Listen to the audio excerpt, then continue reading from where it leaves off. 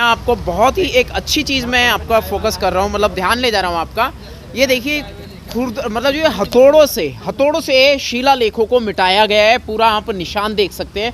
पूरे पिल्लर का मैं आपको नज़ारा दिखाऊंगा। और ये शिला मतलब जो है, ये जो यहाँ पे इसको मजबूत बनाने के लगाया गया, ये पूरे हथौड़े बजा बजा के ऊपर एक शिला हमको दिखाई दे रही है, मतलब स्तंभ के अंदर।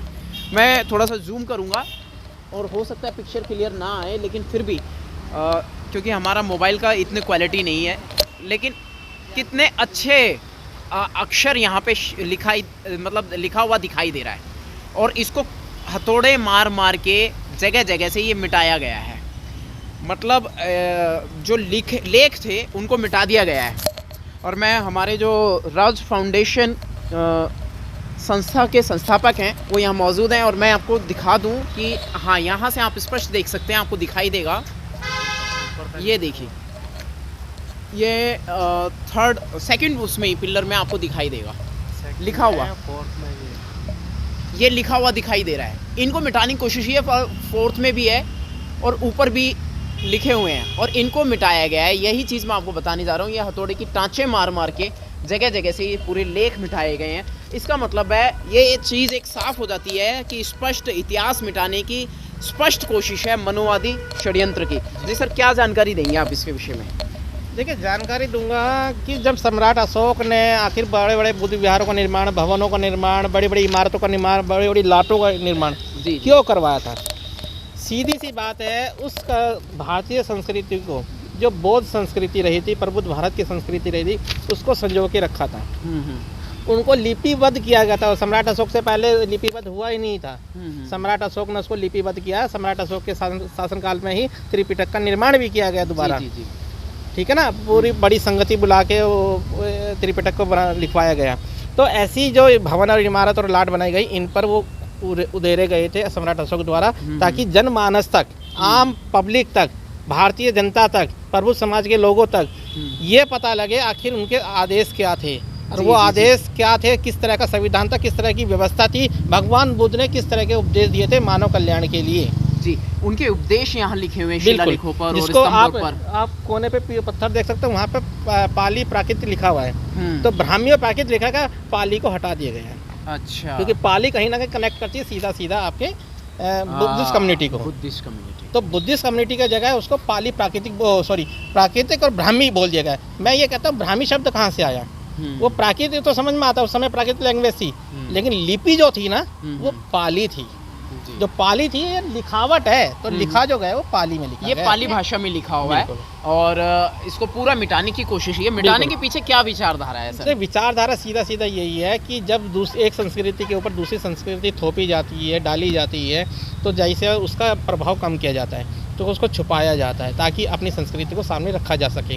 तो ये पुरानी जो संस्कृति रही, पुराने जो उपदेश रहे, पुराने जो आदेश रहे सम्राट अशोक के, उनको दबाया गया ताकि अपनी संस्कृति जो ढुलमुल है, जिसका कुछ पता ही नहीं, कोई इतिहास ही नहीं है, अभी इनका यही नहीं पता इनके बाप दादा कौन थे। सच बताऊं तो जिनको अपने बाप दादा को नहीं पता, वो भारत के इतिहास को बताएंगे। यू मीन टू आर्यंस कह सकते हो? बिल्कुल आर्यन अभी तक उसका पता नहीं लगा। 2007 में DNA की रिपोर्ट आई है, उसके अकॉर्डिंग आप देख सकते हो ये कहाँ से आया, कैसे आया। तो थोड़ी देर पहले तो अभी आप पूरे भारत को एक करने की बात कर रहे थे। आप बता रहे थे कि सभी है ना मूल निवासियों में से निकले हुए हैं, लेकिन अब ना जो बात आ रही है कि मतलब मैं ये चाह रहा हूँ कि हम स्पष्ट करें ना कि मनोवादी है और वो षड्यंत्रकारी है, और वर्तमान समय में भी वो बहुत कुछ ऐसा कर रहा है जो जनता के हक का नहीं है। यानी जब ऐतिहासिक स्मारकों को मिटाने की एक असभ्य कोशिश कर रहा है, तो किस बात का परिचय दे रहा है? फिर हम उनको कैसे अपना मान लें? देखिए, मनुवाद कौन मनुवाद है? मनुवाद का प्रचार कौन कर रहा? हम जैसे आप जैसे लोग कर रहे हैं मनुवाद को। हम तो याद नहीं करना चाहते मनुवाद को।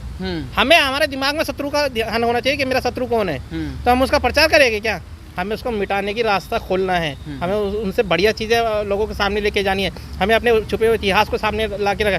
जब छुपा हुआ इतिहास सामने आ जाएगा, बाबा साहब डॉक्टर BR अम्बेडकर द्वारा जो इतना इतिहास को पढ़ा गया, पढ़ने के बाद विदेश जाके पढ़े, विदेश पढ़ने के बाद यहाँ आके लिखा, तो उनके लिटरेचर से पता लगा कि आखिर रियल में भारत का इतिहास क्या रहा था।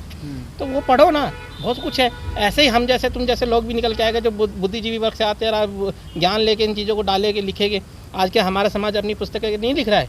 क्या हमारे अपने वॉल्यूम नहीं निकल रहे हैं क्या? हमारे लेखक नहीं बन रहे हैं क्या? बहुत सारी चीज़ें अब निकल रही सर एक मैं थोड़ा सा फिल्म मीडिया में रहा हूँ और मैंने पूरा जीवन इसी में गंवाया है, तो मैं एक मतलब आपके माध्यम से ये जानकारी आज मुझे पहली बार स्पष्ट ये सबूत मिला है।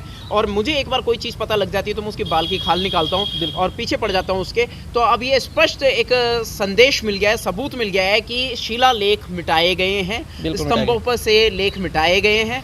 ये अशोक लाट इसका सबसे बड़ा सबूत है। अशोक लाट उसका बड़ा सबूत है। दिल्ली छोड़ो, पूरे भारत में जो 4 धाम हैं उनको जाके मुआयना करो, जो वहाँ की रियल प्रतिमा को जिसको वो पूजा जा रहा है, फंडिंग ली जा रही है, पैसा चढ़ावा लिया जा रहा है, वो बुद्ध के अलावा कोई और नहीं है। या तो बुद्ध है या बुद्ध की माँ उनकी महामाया है। इसीलिए तो सारे जो इनके भगवान भी है ना, कहना नहीं चाहिए कि क्योंकि जाति धर्म विशेष पर बोलना ठीक नहीं है, लेकिन जो इनके भगवान है वो कहीं ना कहीं वो हमारे भगवानों से लिए गए हैं। जी जी जी। तो वो हमारे भगवान ही है जिनको ये पूज रहे हैं। बस गलती ये हो रही है कि ये अपना उस पर बिजनेस करने लगे हैं। उस बिजनेस को ठप करना है, रियलिटी लेके आनी है, लोगों के सामने इतिहास लेके आना है। जी जी जी जी। सर एक बार हमारे दर्शकों को एक महत्वपूर्ण जानकारी सामने लेके आने वाले शख्सियत का नाम दोबारा बता दीजिए। सर मेरा नाम सुनील बौद्ध है और पिछले 8 या 9 सालों से मैं प्रबुद्ध समाज की सेवा में लगा हुआ हूँ। शुरुआत की थी समता सैनिक दल से, उसके बाद मैं बाबा साहब के मूल बनाए संगठन से जब जुड़ा तो मुझे अच्छा लगा, लेकिन कहीं ना कहीं कुछ वो काम मेरे को समझ में नहीं आया जो काम होना चाहिए था, तो इसलिए मैंने थोड़ी दूरी बनाई। उसके बाद बाबा साहब के ही बनाए संगठन में the Buddhist society of India में मैं जुड़ा और वहाँ पे पिछले 6-7 साल से मैं कंटिन्यू अपनी सेवा दे रहा हूँ। अब अशोक राज फाउंडेशन के माध्यम से आप भारतीयों की सेवा में, प्रबुद्ध समाज के निर्माण में आप लोगों के सामने हूँ। तो दिल्ली में ही रहता हूँ, दिल्ली में एजुकेशन की है और यहीं इसी जगह से आप लोगों के बीच में पूरे देश के कोनों कोनों तक मैं जाता हूँ और एक बुद्धिस्ट पर्सन हूँ, बुद्धिस्ट फिलोसफी से जुड़ा हुआ हूँ, भारतीय संस्कृति से जुड़ा हूँ और इतिहास से जुड़ा व्यक्ति हूँ, तो इसलिए इतिहास उजागर कर रहा हूँ। संविधान काव्य पाठ भी सर आप ही लेके आए थे? बिल्कुल, संविधान काव्य पाठ भी हमने। अच्छी जानकारी उस छोटी सी पुस्तक में थी जो संविधान पर आधारित थी, आर्टिकल्स पे आधारित थी, बहुत गहन जानकारी आपने दी। वो मिशन आपका कहाँ तक पहुँचा? देखिए, संविधान एक ऐसा ग्रंथ है हमारा जो सभी धर्मों को दरकिनार करते हुए अपनी बात कहता है, आपके अधिकार की बात कहता है जी। तो वो जो इतनी मोटी बड़ी पुस्तक में है उसको हमारे लोग आलसी लोग हैं, वो पढ़ना नहीं चाहते, राइट। तो इसलिए हमने उसको काव्य के रूप में, छोटी पुस्तक के रूप में रखा कि बेसिक जानकारी, कम से कम थोड़ा डोज तो दो। डॉक्टर भी हैवी डोज नहीं देता, छोटी सी डोज देता है, फिर कहता 3 बार खाओ जी। तो इसलिए छोटी हम डोज दे रहे हैं संविधान के रूप में। वो पत्रिका हमने निकाली कि गाने के माध्यम से, कविता के माध्यम से संविधान के कुछ राइटों का आपको पता लगे। जब आपको उसकी भूख लगेगी ना तो आप पूरा संविधान को खा लोगे, बढ़िया तरीके से पचा लोगे। और फिर मैं नहीं जानता कि आपका कोई घर भी छीन ले, आपकी कोई संस्कृति भी छीन ले, आपके कोई इतिहास भी छुपा दे, तो वो एक सेना ऐसी हमारी तैयार हो जाएगी उस प्रबुद्ध समाज के लिए। बहुत ही मेधावी हस्ती से आपका परिचय हो रहा है और मैं उम्मीद करता हूँ कि आप ये मैसेज पूरी दुनिया तक पहुँचाएंगे और कोशिश करेंगे कि भारतीय स्मारकों को बचाने में इनकी मदद करें। जय भीम, जय भारत, जय संविधान। और विशेष धन्यवाद अशोक राज फाउंडेशन जी का। अशोक नहीं, अशोक तो किसी शब्द का नाम हो सकता है, लेकिन अशोक उस संस्कृति का नाम है, उस सम्राट का नाम है। तो अशोका राज, और अशोका राज अपने नाम से डिफाइन करता है, किसी को परिचय का मोहताज नहीं है। अशोका राज उस समय क्या सम्राट अशोक का राज था जब भारत की अर्थव्यवस्था ऊपर थी, सभी धर्मों के जो उस समय के थे या अब भी है, तो उस राज को लाने की दोबारा कोशिश की जा रही है, जो सब खुश थे, खुशहाल थे, भारत सोने की चिड़िया था। बहुत बहुत साधुवाद।